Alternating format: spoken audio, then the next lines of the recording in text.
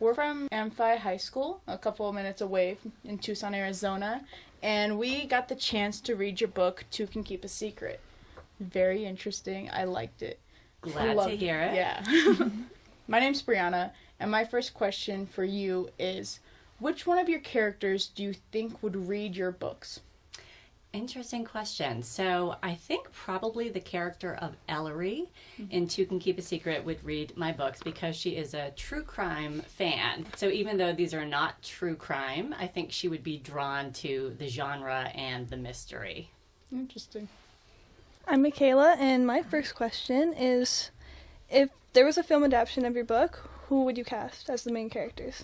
Oh, that's always such a hard question for me to answer.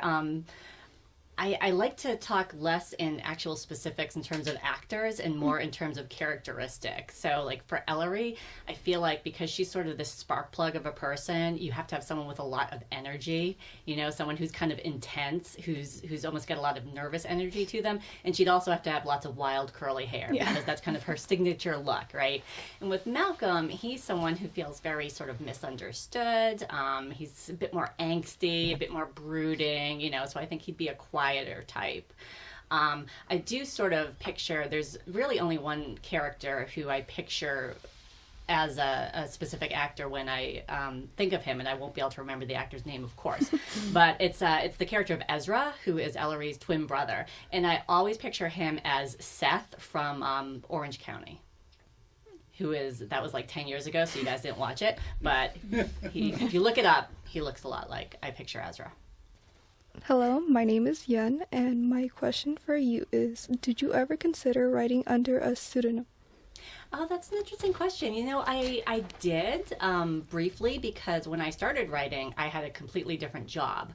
I was working in marketing, you know, and I was working full time, and I was managing this whole team of people, and it was, you know, I was sort of out there publicly in that role, and I thought, would it be strange to have this whole other side of my life out there as well? But ultimately, I decided that I'm proud of my books. I sort of wanted, you know, the people in my life to know that I had written them. And as it turns out, my company was incredibly supportive and really excited for me. I did end up leaving that company just about a year ago to write full time. But I was there for a good year after the first book came out, and they could not have been happier about it. So it worked out okay. But I did think about it. You always wonder, should you sort of preserve that, you know, bit of anonymity for yourself so that the other side of your life isn't impacted by the author side? Thank you. You're welcome. Hi, my name is Amal, and my question for you is, I hope to write a book one day, and one day I read book shatter me, and I can't stop reading this book. So my question is, how the author can make the reader keep reading the book without stopping? That is a great question, especially for thriller writers like myself, because the genre is supposed to keep you turning pages, and if you're not able to do that with the writer, then you might lose them. I try to do a couple different things. One thing I do is, you know, this is purely a logistical sort of thing, but I tend to write short chapters, because with a short chapter, you can get through it and think, yeah, one more chapter. And then you do that 5 or 6 or 10 times in a row, suddenly you finish the entire book. The other thing I like to do is multi-POV, so more than one character.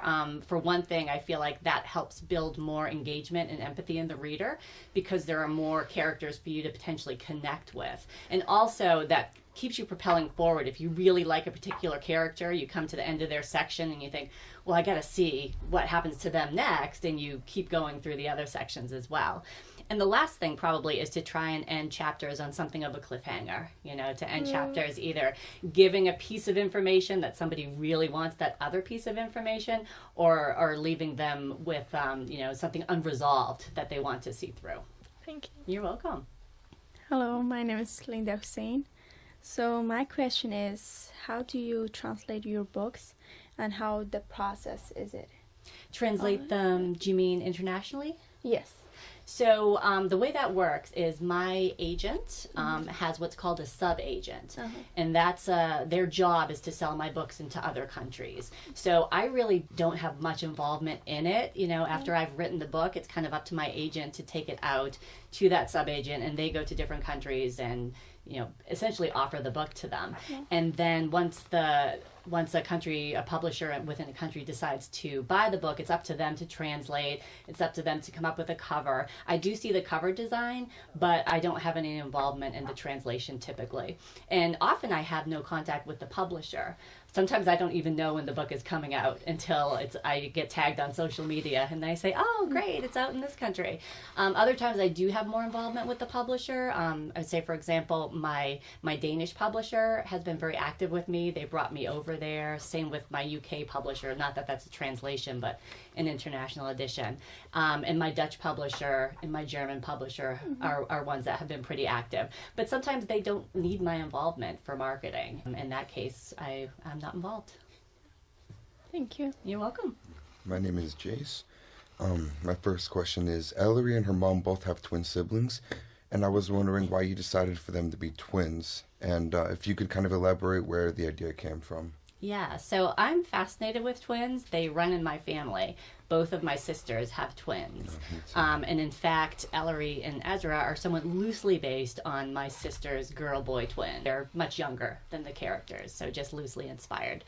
And it's always interested me to observe the sets of twins in my family and the way they interact with each other versus interacting with other siblings or their cousins. There really is a unique and interesting bond in twins. You know, there's something about coming into a world with another person. I think Ellery says that at one point, there's as much a part of you as your heartbeat. So I just like sibling dynamics anyway. It's one of my favorite things to write, and I think twins just add an interesting extra layer to that dynamic. And in terms of, was the other part of your question where the overall idea came from for Two Can Keep a Secret?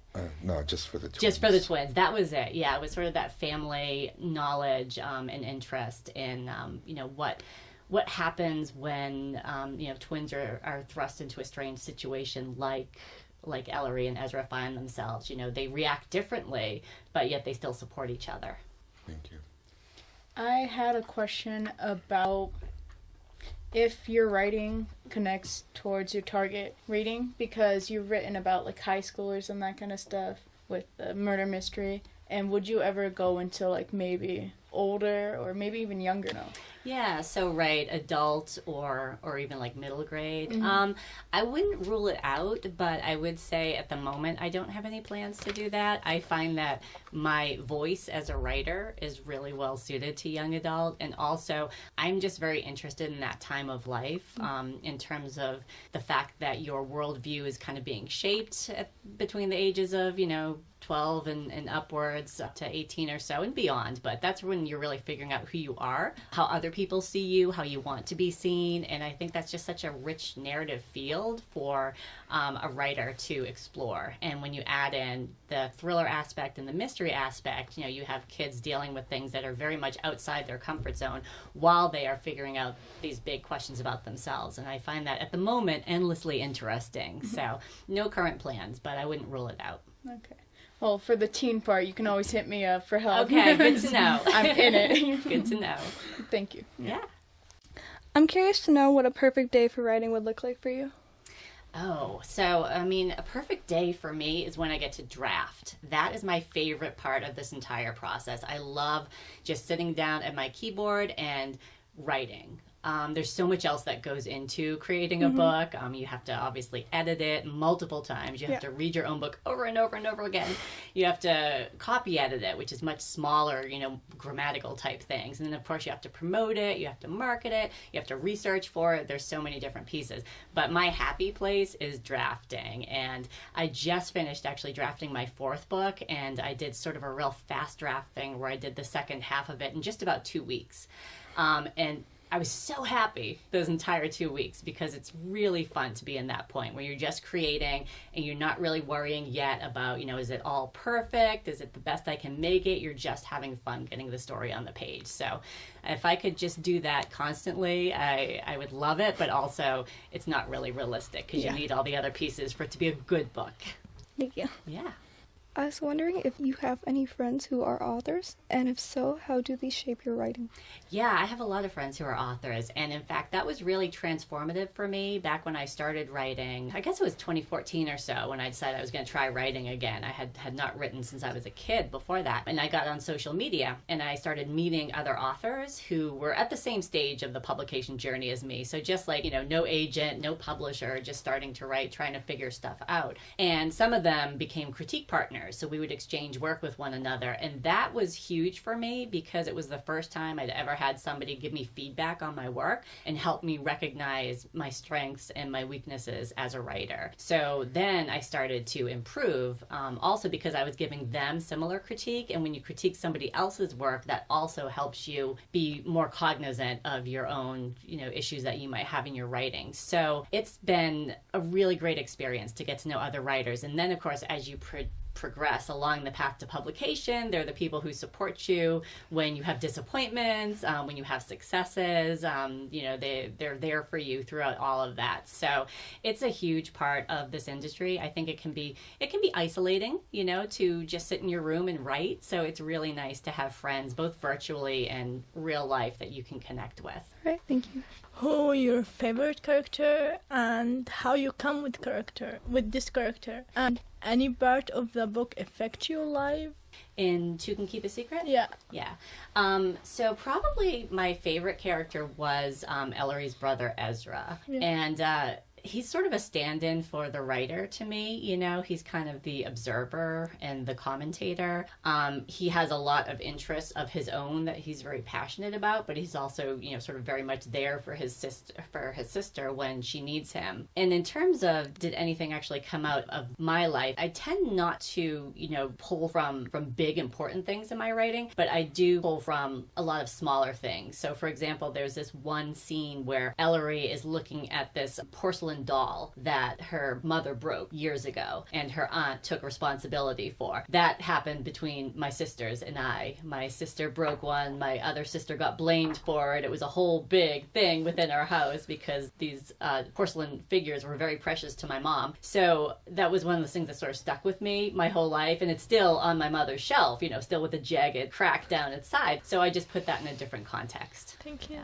So my question is that you made a trail for your book, and how did you come up with that idea? Because only movie do it, and it really was interesting to see you making a trailer for the book. Oh, the book trailer? Yeah. My publisher actually did that. So that's part of what they do to market the book. Mm-hmm. So I didn't actually see it until they had a rough cut of it, and it was already so good. I just suggested a couple of small changes to it, and then for the most part it was ready to go. So, but what I loved about that was they really pulled from the book, and they really got the mood right, which I think can be hard to do sometimes, and only, it's not a long trailer, it's less than a minute, but they sort of nailed that spooky atmosphere really well. So do you think after your publisher did that, do you think that's going to become more often and more authors will do it too? Yeah, some authors do their own, and there are either they'll do it completely by themselves, or there are, services that can help you do that. I think it is a really nice way to promote a book. It gives you that visual aspect that, you're missing when you only have words on the page. And it also lets you convey mood, I think, really quickly. So it's a fun way to promote your book. Thank you. Yeah. The ending seemed to tell the reader that things will be back to normal and everything has calmed down for the most part. How did you decide the book should end? It's interesting. It ends with people sort of getting back to normal, and then it also ends with realizing that, I can't say too much because it's spoilery, but realizing that there's still something sort of big out there that Ellery is wrestling with. And that actually isn't how it ended in the first draft. The first draft was sort of ended on that fairly upbeat note. And one of the things my editor kept sort of pushing me on was, this is a pretty dark book. Is that really how it should be ending? And so ultimately we got to the point where it was a little bit more ambiguous. And that's probably all I can say without spoiling things. Thank you. Yeah. My question is, if you were to put yourself in a situation similar to the genre of your book, what do you think the story would be? If you were the main character and murders were happening around you.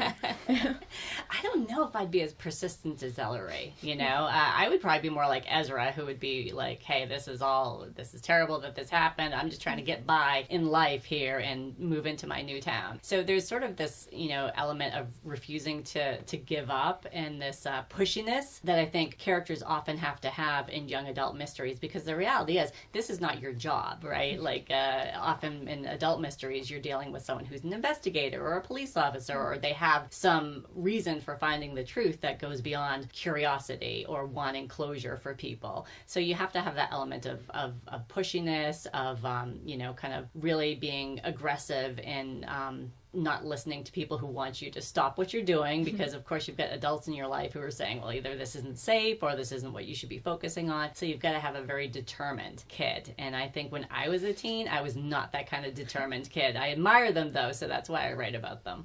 Thank you. Yeah. What initially drove your interest in the crime genre? You know, I often say that I feel like the crime genre chose me instead of the other way around, because One of Us is Lying was my first published book. But before I wrote that book, I wrote 2 other books when I was just starting out and trying to find my voice as a writer. And those books were fantasies. I thought I wanted to be a fantasy writer. As it turns out, I am terrible at world building, and all of my characters sound like they are modern teenagers. So people suggested to me that I should think about writing contemporary, and they were right. And I got the idea for One of Us is Lying, which is kind of like, I call it the Breakfast Club with murder. There's like these 5 teens that walk into detention, but only 4 walk out. And what interested me about that story was what happens to these 4 teens after. You know, I was very interested in the people side of the story. And it was probably about halfway through that I realized I was writing a mystery, and that I needed things like clues, and I needed things like red herrings, and there are certain foundational pieces of the genre that I hadn't even been thinking about because I was so interested in these 4 people. So I had to go back and sort of rethink the whole thing, and I found that really fun. I mean, I've definitely read a lot of mystery as a kid. I read lots of Agatha Christie, and I read Stephen King. So I think I understood sort of intuitively what books needed, and then the 2 of them came together really well, and One of Us is Lying, and I decided I'd keep with that. So at the moment, all my books are in that genre. Again, I wouldn't say that I'll stay there forever, but I really do like that challenge of putting together a mystery that's hopefully at least a little bit hard to solve, along with these characters that I hope readers can relate to and, and root for and worry about throughout the story. So you said you were interested in writing fantasy at first. Mm-hmm. Were you a big fantasy reader before too, or was it kind of just a decision? What actually inspired me to start writing young adult was reading The Hunger Games. Oh. So once I read that, I was just blown away. And I loved everything about it. I loved the world. I loved the voice. I couldn't stop thinking about it. So the first book I tried to write was actually, I call it just bad Hunger Games fan fiction. That's basically what it was. It was not a good book, but it was great practice. And I really did enjoy writing it. But as you sort of, come to learn your strengths and your weaknesses, it kind of became clear to me when I would read fantasy writers who I love. And I just read Laini Taylor's latest duology, and she is amazing at world building. And it's a skill I do not feel confident in, which is not to say that maybe now that I've written more, I could give it another go and do a better job with it. So I might try my hand at something fantasy related again down the road, but I feel like I found a spot with my current books that does play to my strengths and that I really enjoy writing. Thank you. Yeah. In your opinion, what is the most unethical practice in the publishing industry? Ooh, that is a tough question. Unethical. I don't know that I'm in a position to comment on anything as being unethical. I think what is challenging for a lot of writers, and what maybe people don't realize when they get into the industry, is books are treated differently. Some books are considered potential bestsellers, and they get lots of marketing, and the author goes on tour, and lots of great things happen for that book. Other books maybe are not given that same treatment. So it's not necessarily a level playing field for all books, and there's nothing unethical about it. But it is hard, I think, for a new writer coming in who's so excited about their book deal to realize that, you know, maybe their book is going to have a harder time finding its audience. Okay. So my question is, do you have a favorite person who you like to read your book first and take his opinion, and why you choose this person to read your book first? Yeah, there's actually two people I go to, and they have very distinct roles. There's lots more who read it later, but my go-to people are my sister. And her job is to be my cheerleader. She is not allowed to critique anything. She's just supposed to tell me that the book is pretty and she loves it. That's her job. But that's not actually useful and helpful to me to make the book better. It's just I personally need that. So I also give it to my very first critique partner, who I was lucky enough to stumble across this person on Twitter, of all places. And we became great friends. And we're very honest with one another. And I know that she will help me, you know, figure out if the emotional core of the book is there. That's the kind of thing that she's very good at, is saying, you know, are you writing about people that other people are going to care about? And if they're not drawing her in, then I know I haven't done my job yet. Thank you. Yeah. So my question is, I would like to write a book about my past and like what have happened to me, but I also I don't want to be an author, but I want to have a book and like share it with people. So how do you think I can find that time and like write a book? So you want to write more of a memoir type of thing? Yeah. I mean, I don't think it's too different from fiction writing. You know, the advice I give to everybody is you just got to sit down and do it. And nobody really has the time. You know, when I was writing my book, I was working full time and raising my son. And so I'm a single parent, so I was the only one raising my son. And I would write from 9 to midnight, you know, every single day. And then other times I would take my laptop to my son's hockey game, you know, or his baseball game, and I would write in the stands.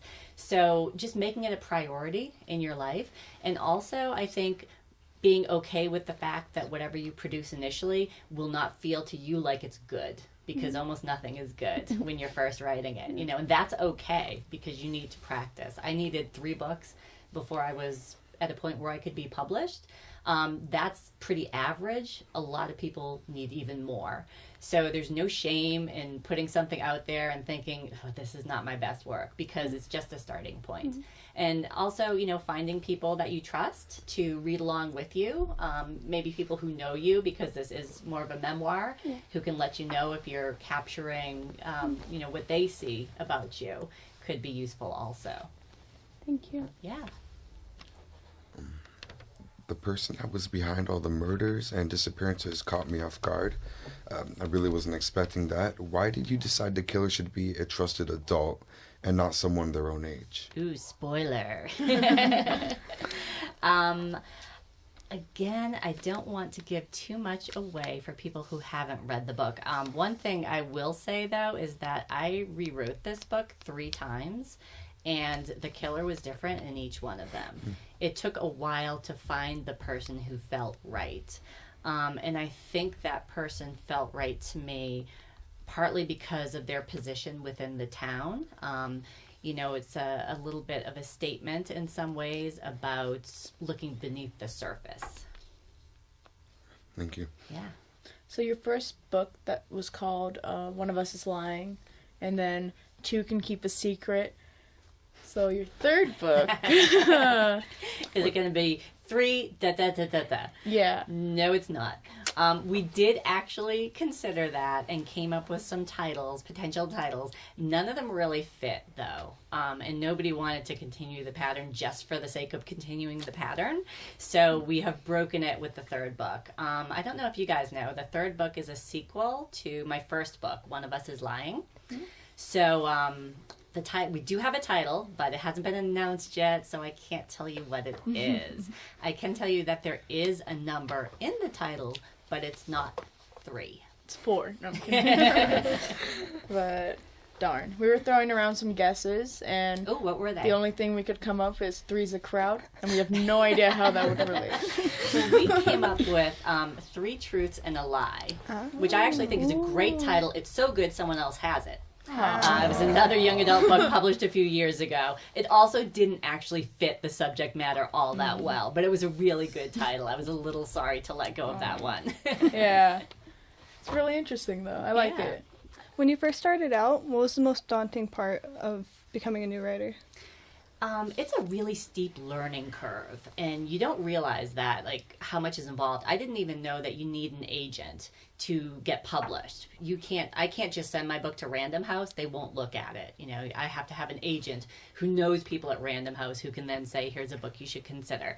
So I had written this book, this bad Hunger Games fan fiction book, right? And I basically Googled, I've written a book, now what? And I think the first thing that popped up was that dystopian is dead in young adult, when I had just written that. And I was like, wow, I wish I'd Googled that 6 months ago. I could have saved a lot of time. And then I started reading more and realizing, okay, well, I need an agent. How does a person get an agent? So that was one learning curve. Then there's figuring out how to present yourself well to an agent. You have to do what's called query them, which is basically writing them a short letter summarizing your book. That is an art all into itself. So just learning how to write a good query took up lots of time.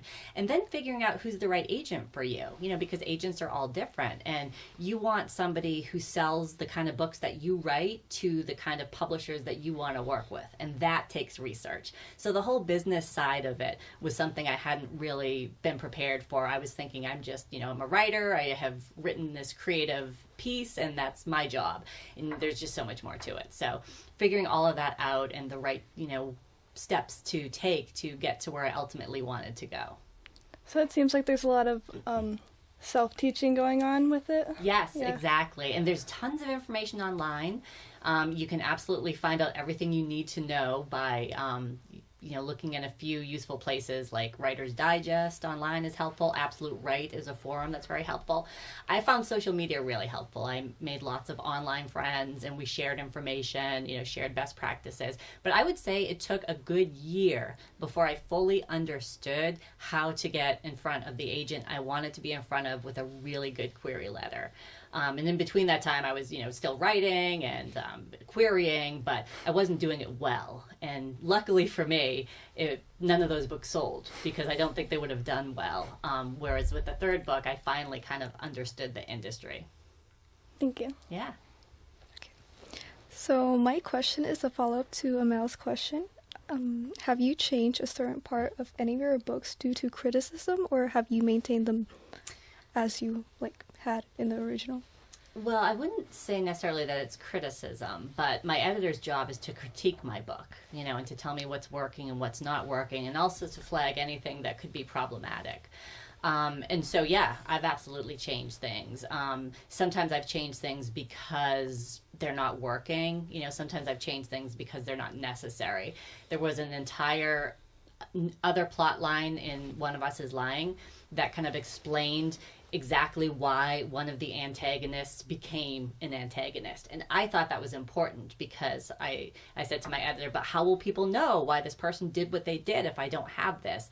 And she said, well, you have to make them the kind of person who would do this. And that was a really interesting light bulb moment that I realized I didn't have to, have all this exposition. I just had to draw the character well. So it's a lot of back and forth about that type of thing that you go through in the revision process. And most books go through this multiple times. I go through usually 3 rounds with my editor before we hand it off to the copy editors who are just looking for the little sentence level kind of issues.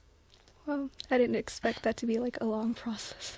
Very long. That's why books don't come out usually until at least a year after they're acquired. So my book was sold in March of 2016, and it didn't come out until May of 2017. And we spent a good 6 months of that editing and revising the book, and then the other 6 months is what the time the publisher needs to produce the books, to promote the books, they create what's called advanced reader copies that can go out a little early so that bloggers and reviewers can look at them. So yeah, there's a whole process behind it. All right. So as I said, I hope to write a book in the future. So I like to know from you, what is the best step to start to write a book? The best way to start? Yeah. You have to be really passionate about your idea, because you're going to be spending a lot of time with it. So, and people always ask me where I get ideas from, and it's basically everywhere. You know, I get ideas from songs, from TV shows, from news articles. Something kind of nests in my head, and I turn it around and around and think, is there a story idea here? And then usually the characters come after it. And then you worry about things like, at least I worry about things like plot and outline, and how do I actually turn this into something that is readable.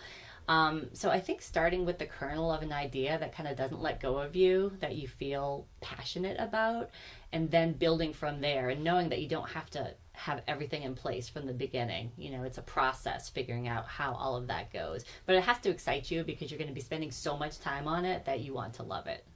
Thank you. Yeah. So one of my questions is, how did you come up with this cover? And the second question is, would you make a movie about this? Like one of us like, and to kind of keep a secret. So my publisher actually does the covers. I'm not involved in that process at the beginning. They show me what they call comps. So we actually did have a different cover comp for To Can Keep a Secret. And it was good, but none of us were 100% thrilled with it, so they kept revising it until we got to that point. So they have artists in-house who create the covers for me. In terms of film, One of Us is Lying has been optioned for television by Universal Cable Productions, so it's in development as we speak, and there's not more I can share about that right now. Development is a lengthy process. And the way that works is, you know, it's really, again, it's not up to me. I have a film agent. My film agent shops the book around to various producers and studios, and if they are interested, then they will option the book. So if there's a movie, if they make a movie about it, and they change some stuff that you really liked about it, and you were so interested in saying that in your book, how would you feel about that? It's tricky. When you make a film deal, you do give up creative control. If you've got a good contract with partners that you trust, you have a consultative role on the production. So that's what I've had so far. You know, there's been a lot of back and forth between me and the producers and the writers about the storyline for One of Us is Lying. And I've been really heartened that everything I've said and everything I've, you know, asked for and mentioned to them has been taken very seriously. And I'm really happy with where things stand right now. But the reality is, you do give up some creative control, and you have to be okay with that. And you have to understand that sometimes it's necessary to change a book to fit a new medium. You know, it can't just be the same story you laid out on the page. And when it's television, usually you have to add things, because you have to stretch it out through maybe 10 episodes if it's a series. And with movies, you have to take things out, because it's got to fit in 2 hours. So your story is going to change no matter what. Thank you. Yeah. So I'm kind of going off of Amal's question just a little bit. What advice could you give to a future writer or an author that could be struggling to like write the book or kind of finish it? Yeah, everybody struggles to write books, and that's probably just a helpful thing for people to know, that even when books come easily, and for me, One of Us is Lying was a bolt of lightning book. I felt like it did come easily, but I still had to rewrite it so many times before it was at a publishable point. So part of it is just taking it easy on yourself, you know, and not expecting. I know when I would pick up a book when I was like your age, I would sort of assume that the writer had just written that book as it was landing in my hands. I didn't know everything that went into it. It's very much a collaborative process. You know, you're the creative spark as the writer, but you need support and help to get it to a point where somebody can pick that book up off of a shelf and be, you know, transported into your world. So part of it is just recognizing that it's okay to be messy, you know. It's okay if you veer off in directions you didn't expect and the book didn't go where you thought it might. All of that stuff is okay, because all of that can be fixed through revisions. The most important thing, honestly, is to just sit down and write. And I think to find other people who are writing too, because it's so important to have support.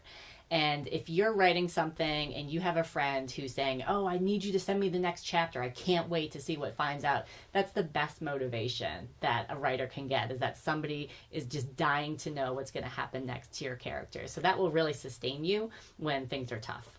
Thank you. Yeah. To end off the interview, I wanted to ask, what question would you want to be asked in an interview, and how would you answer it? Let's see. What question would I want to be asked? You might have stumped me. That's all the time we have, guys. I like to be asked about my dog.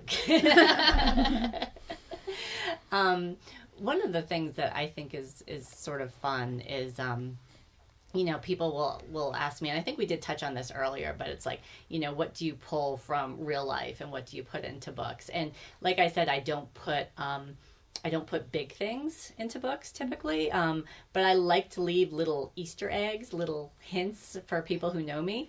So, you know, some fun things that I've done is I always name streets after my neighborhood.